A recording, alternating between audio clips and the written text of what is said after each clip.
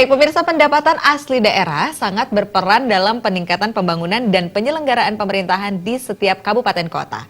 Di Kabupaten Gianyar, realisasi pendapatan asli daerah untuk tahun 2016 mengalami peningkatan 49% lebih dibandingkan tahun-tahun sebelumnya.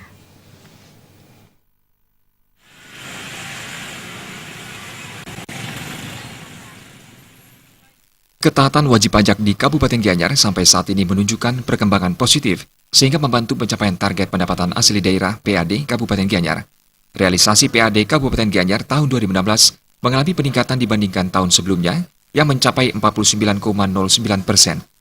Hal ini menunjukkan meningkatnya kesadaran dan ketaatan wajib pajak.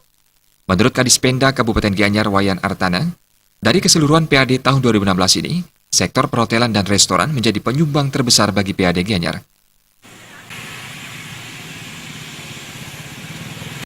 Sampai saat ini, wajib pajak di Gianyar itu cukup bagus.